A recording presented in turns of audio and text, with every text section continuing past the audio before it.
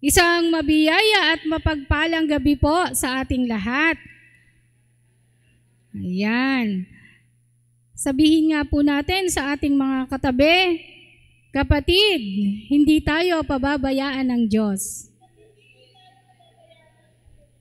Amen. Ang atin pong ebanghelyo ngayon, ang sinasabi po dito ngayon ng ating ebanghelyo ay katulad po ng sinabi ng Panginoong Hesus sa kanyang mga alagad, na kung sino man ang nagnanais na sumunod sa akin, ay dapat unang-una ang sabi dito ay limutin ang sarili. Amen. Nagagawa na po ba natin ito? Yun po bang ating panahon, yung ating oras, ay ibinibigay po ba natin para sa ating Panginoon? Amen. Sabi nga po, marami pong pamamaraan kung paano yung sinasabi na limutin ang ating sarili. Yung pagbibigay po natin ng oras, yung paglilingkod natin, na tayo pong lahat na tinatawag sa paglilingkod, na tumutugon, ay tunay po na biyaya po yon kasi ibinibigay po natin yung oras natin. Katulad po ngayong gabi, di po ba? Pwede naman tayong hindi dumalo, pero dahil pinili natin ang Panginoon ngayong gabi, kaya po tayong lahat ay naririto ngayong gabi. Kaya palakpakan nga po natin ang ating Diyos na buhay. Amen. Meron pong isang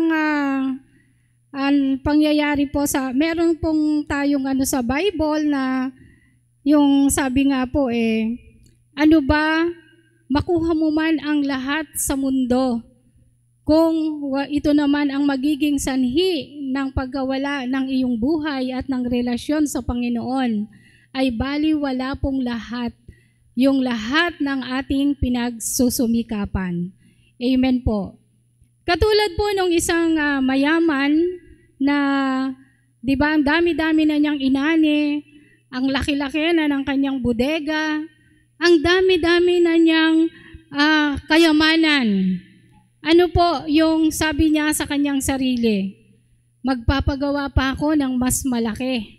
Ng mas malaki pang, parang yung bodega ng palay, ano bang tawag doon? Kamalig. Magpapatayo pa siya ng mas malaking kamalig para mas madami pa siyang maimbak na kanyang inani. At ang sabi niya, hindi na ako magtatrabaho. Mauupo na lang ako, panonoorin ko na lamang yung aking kayamanan, at kakain na lang ako, uupo ako at hindi na ako magtatrabaho. Ano po ang sabi sa kanya ng Panginoon? Hangal, ngayong gabi, kukuhanin sa'yo ang lahat. Amen. Kasi po, hindi po niya, ang ibig mo sabihin nito, hindi niya minahal yung biyayang ipinagkaloob sa kanya ng Diyos. Siya po ay naging makasarili. Wala po yung sinasabi dito na paglimot sa sarili. Kasi alam niyo po mga kapatid, tayo pong lahat na binibigyan ng biyaya at pagpapala ng Diyos, lahat po yan ay may purpose. Amen. Maaaring kaya tayo binibigyan ng biyaya na sobra-sobra, at kahit hindi man po sobra, kung hindi, binibigyan tayo ng pagkakataon para ito po ay ating maibahagi. Yun po yung sinasabi na limutin ang sarili, ipamahagi po natin kung meron po tayong pagkakataon na ibinibigay sa atin ng Diyos, magbahagi po tayo. At babawasan po natin yung mga bagay na puro pang sarili lamang. Limutin po natin yung ating sarili. Huwag po nating hangarin yung katanyagan. Huwag po nating hangarin yung mga sobra-sobra sa buhay natin. Kung di po, pagsumikapan po natin na tayo po ay makapagbahagi at makapagbigay sa ating kapwa. At iwasan na po natin na tayo ay maging makasarili. Amen po. At pangalawa po, ang sabi po ng ating Panginoon, na para tayo ay makasunod sa Kanya at Kanyang maging alagad. Pangalawa po ang sabi ay pasanin ang ating mga krus. Amen po. Tayo pong lahat merong krus na dala-dala.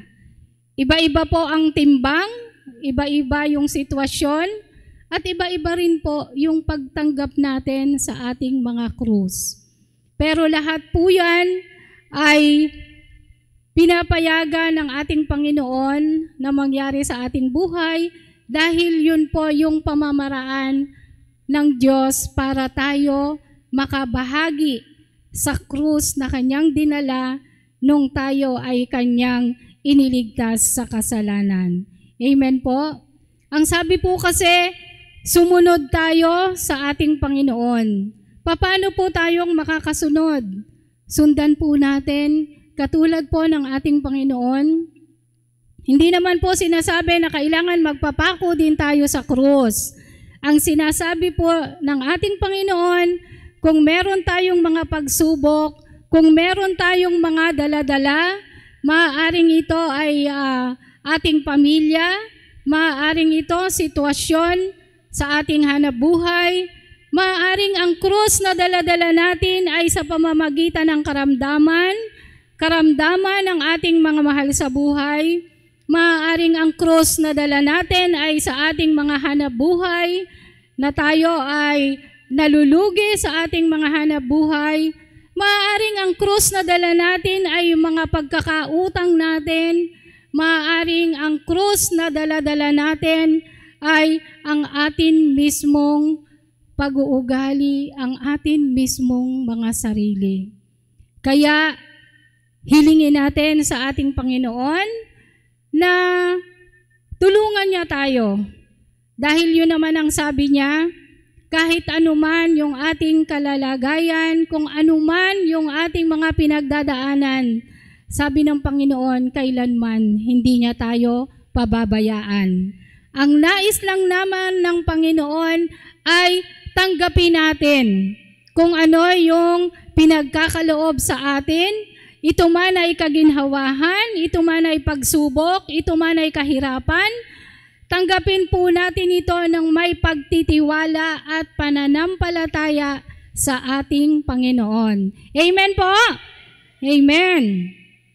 At yun nga po, ang pangatlo ay ang sumunod sa Kanya.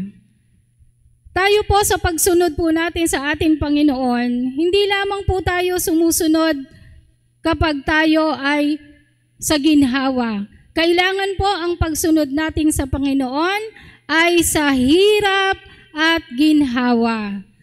At wag po tayong matakot na sumunod tayo. Kasi kung ano man po yung plano ng ating Panginoon para sa atin, magtiwala po tayo. Kung minsan mabigat, kung minsan mahirap, kung minsan parang hindi natin kayang dalin, parang hindi na natin kayang sumunod. Kasi dahil sa mga pinagdadaanan natin. Pero ang pagsunod po sa Panginoon ay hindi lamang po sa kaginhawahan. Kaya patuloy po tayo na sumunod, manalig, manampalataya, at hilingin natin sa Panginoon na sa mga krus na Kanya, na ating dala-dala, ay tulungan niya tayo. Kasi totoo po, mabigat pong dalhin ang ating mga krus kapag tayo ay nag-iisa. Amen. Nariyan po ang Panginoon, handang dumamay sa atin, handa tayong tulungan, at kahit kailanman, hindi tayo pababayaan. Amen po. At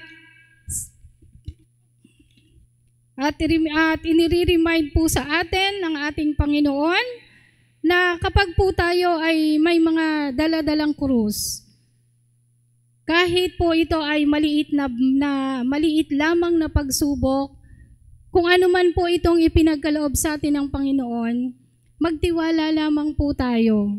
At kung ang krus po natin ay ang ating mga mahal sa buhay, wag po natin silang pilitin na sila ay ating baguhin. Ang nais po ng Panginoon ay pagtiyagaan po natin sila. Kasi hindi naman po natin talaga sila maaayos Kasi hindi po yon yung papel natin, na ayusin sila, na baguhin sila. Ang papel po natin ay samahan sila, buhatin sila, tulungan sila. Pero yun pong pag-aayos at tunay na pag-aayos ay magmumula po sa ating Panginoon. Kasi ito po ay gawain ng Diyos, hindi po natin gawain. Amen po? Kaya pagtiyagaan po natin, pagsumikapan po natin, buhatin po natin ang ating mga krus, kahit gaano po yan kabigat. Dahil lahat po ng gagawin natin para sa ating kapwa, lahat po ng mabubuting gagawin natin, lahat po ng pagsusumikap natin, lahat po ng pagsunod na ating gagawin sa ating Panginoon, kahit yan po ay mahirap, pagdating naman po ng panahon, siya rin po ang may sabi, nagagantihan ng Panginoon ang lahat ng ating ginawa. Ginawa mo para sa iyong kapwa, at lalo't higit sa lahat, yung ginagawa nating pagsusumikap na pagsunod sa ating Panginoon. Patuloy po tayong magsumikap na sumunod sa Panginoon kahit mahirap. Kasi hindi naman po tayo mag-iisa. Lahat po ng sinasabi natin na mahirap, pag ibinigay natin sa Panginoon, magiging madali. Yun pong mabigat, pag ibinigay natin sa Panginoon, magiging magaan. Kaya po, patuloy po tayong magtiwala sa Diyos. Limutin po ang sarili, ialay natin sa pagtulong sa kapwa, ialay natin sa paglilingkod sa ating Panginoon, at pasanin ang krus at sumunod sa ating Panginoon, at sa bandang huli, isusulit po ng Panginoon kung ano po lahat yung ating nagawang kabutihan para sa Kanya at sa ating kapwa. Amen po. Amen. At samahan niyo po ako sa isang panalangin. Lord, take and receive all my liberty and my memory, my understanding, and all my will, all that I have and possesses. You have given them to me. To you, O Lord, I restore them. All things are yours to dispose of them according to your will. Give me your love and give us the grace. This we pray in Jesus' name. Amen. Sa ngalan ng Ama, ng Anak at ng Diyos, Espiritu Santo. Amen. Muli po, isang mabiyayang gabi sa ating lahat.